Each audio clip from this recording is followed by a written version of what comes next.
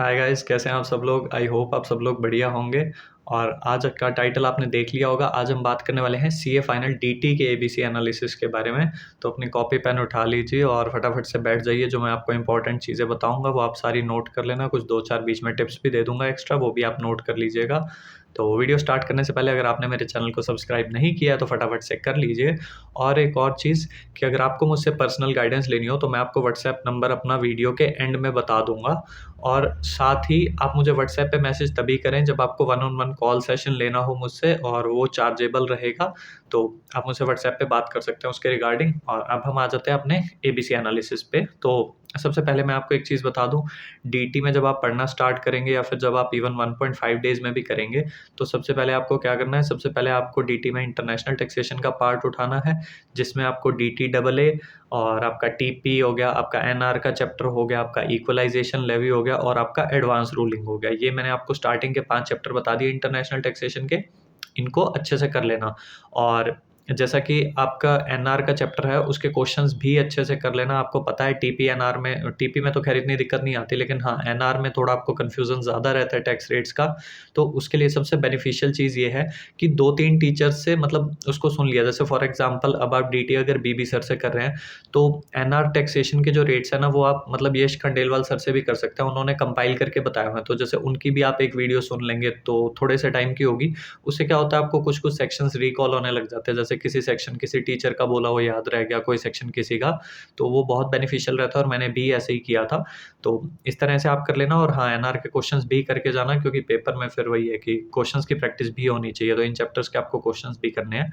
ये तो हो गए ए कैटेगरी में जो इंटरनेशनल टैक्सेशन का पार्ट था। जो बाकी के 3 चैप्टर बचते हैं आई थिंक, उनका क्या है कि उनमें से मैक्सिमम एक चैप्टर में से 4 नंबर का क्वेश्चन आता है। तो अगर आपने पहले पढ़ रखा और आपको लास्ट में 1.5 डेज में टाइम मिल जाए तो कर लेना, नहीं तो आप स्किप भी कर सकते हो अगर आप 4 नंबर छोड़ना चाहो तो। और उसके बाद हम आ जाते हैं ए कैटेगरी में। सबसे पहले जो मेरे अकॉर्डिंग जो सबसे इंपॉर्टेंट चीज़ है वो है डिडक्शंस। डिडक्शंस का चैप्टर कभी मत छोड़ना, क्योंकि डीटी में डिडक्शंस आती हैं। चाहे वो फर्स्ट क्वेश्चन आपका पीजीबीपी का होगा या फिर कोई भी होगा, तो डिडक्शंस आपको मिलेंगी मिलेंगी। और सिर्फ फर्स्ट क्वेश्चन में यूज़ नहीं होती, और भी क्वेश्चंस में यूज़ हो जाती है। तो इसलिए डिडक्शन का चैप्टर बहुत अच्छे से करके जाएं। उसके बाद आपका आ गया वो चैप्टर जिनमें से कंपलसरी क्वेश्चन आते ही हैं और अच्छी वेटेज वाले आते हैं। उसमें आ गया आपके चैरिटेबल ट्रस्ट हो गया। इसमें से आपका चैरिटेबल ट्रस्ट का एक क्वेश्चन आपका पेपर में आता ही है। और उसके अलावा आपका जैसे एक चैप्टर हो गया टीडीएस वाला चैप्टर हो गया। तो जो टीडीएस टीसीएस का चैप्टर है ना, ये आपको बहुत अच्छे से करके जाना है, क्योंकि क्या आप जनरली भी देखते हैं तो हर अटेम्प्ट में इनमें अमेंडमेंट भी होती है। और मैं आपको एक चीज़ बता दूं, डीटी में जिस चैप्टर में अमेंडमेंट होगी उससे मोस्ट प्रोबेबली उसी अटेम्प्ट में क्वेश्चन आएगा। तो टीडीएस टीसीएस तो one of the most important chapters हैं, इनसे क्वेश्चंस भी आते हैं। और जब अमेंडमेंट होती है तो अमेंडेड वाला पार्ट ही ज़्यादातर पूछा जाता है। तो उसे तो बहुत अच्छे से करना है आपको। और उसके बाद आपका आ गया जैसे पीजीबीपी का चैप्टर आ गया। अब पीजीबीपी का चैप्टर ऑब्वियसली वो 20 मार्क्स की वेटेज रखता है, जो स्टार्टिंग का फर्स्ट क्वेश्चन होता है। तो अब इसको करने का क्या तरीका है कि एक तो आप मतलब जैसे बीबी सर का सुन रहे हैं तो उनके आपने वीडियो पूरी सुन ली तो आपको चैप्टर पूरा कवर अप हो जाएगा। जैसे 1.5 डेज में भी फॉर एग्जांपल, तो आप 2 घंटे में वो चैप्टर कवर कर सकते हैं उनकी वीडियो से। उसके बाद आपको मेनली क्या होता है, अब आपको 50-52 क्वेश्चंस हैं, उनकी एडजस्टमेंट रिवाइज करनी है, प्लस माइनस किस में ऐड होगा, क्या लेस होगा। उसके लिए बेस्ट है आप यश खंडेलवाल सर से पढ़ें। और उन्होंने आधे घंटे की वीडियो में बहुत अच्छे से कवर कर रखा है, वो उनकी one of the best videos है। तो पीजीबीपी मैं ऐसे ही करता था कि उधर से बीबी सर की वीडियो सुन लेता था 2 घंटे की, और आधे घंटे में वहाँ से एडजस्टमेंट रिवाइज़ करी और पूरा पीजीबीपी रिवाइज़ हो गया, राइट? तो इस तरह से आप पीजीबीपी कर सकते हैं। उसके बाद ए कैटेगरी में जो चैप्टर बचे वो कुछ ऐसे चैप्टर्स हैं जिसमें से चॉइस में से मतलब एक क्वेश्चन देखा ही जाता है, वो हर बार आता है। लेकिन कुछ चैप्टर्स हैं उनमें से एक क्वेश्चन आता है। जो भी पीछे जो चैप्टर्स बताए मैंने उनमें से हर चैप्टर में से क्वेश्चन आता है। लेकिन ये कुछ चैप्टर्स हैं जैसे मैट का चैप्टर हो गया, ट्रस्ट हो गया, फर्म का चैप्टर हो गया, एसईजेड हो गया। तो इनमें से किसी पे भी क्वेश्चन आ सकता है। लेकिन हाँ, एक क्वेश्चन यहाँ भी कंपल्सरी क्वेश्चन आता है, बड़ा क्वेश्चन, तो मतलब एटलीस्ट 8 मार्क्स का। तो ये चीज़ें भी इसलिए ए कैटेगरी में रहती हैं कि आपको अच्छे से करनी ही है। और बेस्ट चीज़ पता है क्या होती है? जैसे हमें लगता है हम डीटी में ना बहुत कुछ भूल जाते हैं या कुछ-कुछ चीज़ें माइंड में नहीं रहती, तो 2 या 3 टीचर से सुना, 2 या 3 टीचर से रिवाइज़ कर लिया, उससे बेटर रहता है। कोई कन्फ्यूज़न नहीं होता, कुछ फ़र्क नहीं पड़ता। जब आपने एक टीचर से कर लिया तो आपको वो चीज़ तो याद रहेगी ना, कांसेप्ट आपको समझ में आ गया, ये ऐड करना है, ये एडजस्टमेंट ऐसे होगी, वैसे होगी। तो जब आपको सारी चीज़ समझ में आ गई तो 2-3 टीचर की सुनोगे तो हर एक का ना अपना एक पढ़ाने का तरीका होता है, तो बहुत बेनिफिशियल रहेगा, मतलब आपके लिए, आप खुद समझ जाओगे।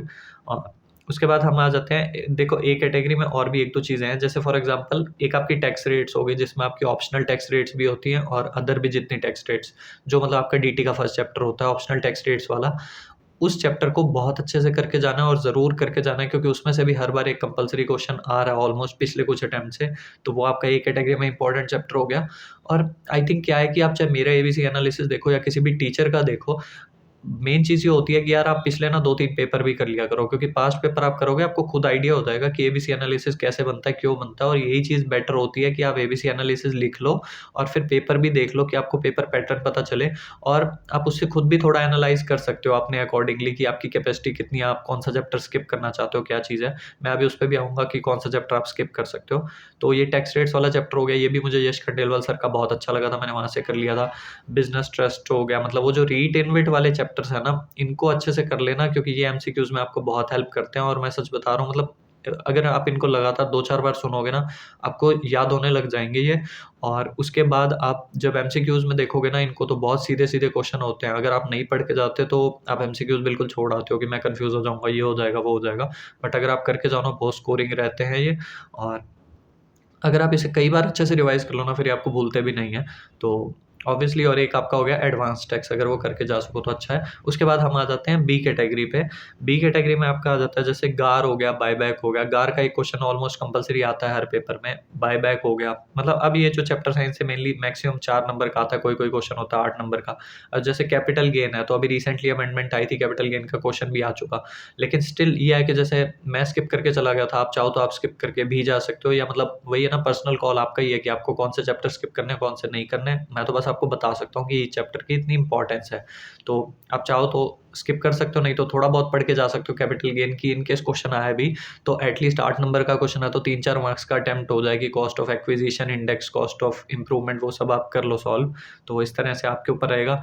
टनेज का चैप्टर आप करके जाओ, छोटा चैप्टर है और एमसीक्यू में तो क्वेश्चन देखने को मिल ही जाता है। उसके बाद आपका आ गया असेसमेंट प्रोसीजर आ गया। असेसमेंट प्रोसीजर हो गया और अपील रिवीजन, इनसे 2 क्वेश्चन तो एटलीस्ट आते ही हैं, तो ये भी आपको अच्छे से करके जाने हैं।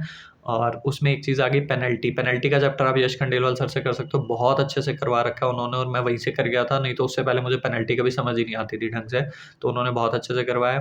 269 S, S S S T, मतलब ये वाले जो चैप्टर्स हैं ये आप कर सकते हो। अदर सोर्सेज आप करना चाहो आप कर सकते हो, आपका कॉल है। वो सेट ऑफ हो गया, ये सब आपने देखना है। और उसके बाद हम आ जाते हैं मेनली, जैसे बाकी जो चैप्टर्स बच गए ना, वो आपके जनरली आ गए सी कैटेगरी में, तो आपका पर्सनल कॉल है आपको करने या नहीं करने, कैसे करना है आपको। उसके बाद हम आ जाते हैं एक चीज़ पे जो आपको स्किप करनी है। स्किप करने वाली चीज़ में आपका आ गया कि आप केस लॉ स्किप कर सकते हो, क्योंकि मैक्सिमम 4 नंबर का देखा गया, और वो भी कोई कंपल्सरी नहीं होता, कई बार आते भी नहीं है। फेसलेस असेसमेंट आप स्किप कर सकते हो, मतलब मैं स्किप करके गया था, तो मैं इसलिए बता रहा हूँ, ज़्यादा वेटेज नहीं है। बाकी ये नहीं है कि फिर आप सोचो कि नहीं, आप कमेंट बॉक्स में दोबारा पूछो कि नहीं हम पक्के से स्किप कर दें, तो गारंटी तो कोई टीचर नहीं देता ना किसी चीज़ की। हमने पेपर नहीं बनाया जो हम आपको बता सकते हैं, तो इसलिए आप फेसलेस असेसमेंट चाहो तो स्किप कर सकते हो। एक चीज़ और है कि अगर आपको सेक्शन नंबर अगर किसी-किसी में लिख के आने हैं, तो वो आपके चैप्टर्स हैं, आप पीजीबीपी में लिख के आओ, आप टीडीएस में लिख के आओ, और उसके अलावा आप डिडक्शंस में लिख के आओ, और आप असेसमेंट वाले चैप्टर में लिख के आओ, तो इनमें आप सेक्शन नंबर लिख के आ सकते हो, ये आपके लिए बेनिफिशियल रहेगा।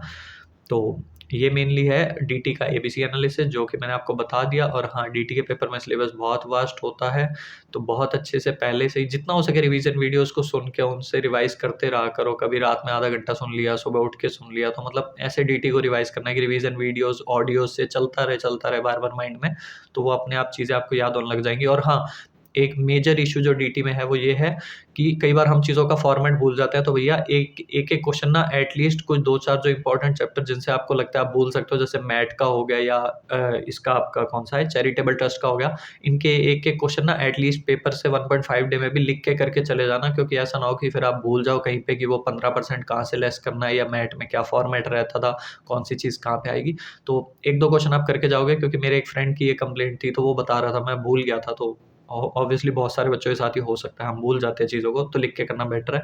और मैं आपको अपना व्हाट्सएप नंबर बता देता हूँ, 999457 191। मिलते हैं हम आपसे नेक्स्ट वीडियो में, तब के लिए टाटा बाय बाय।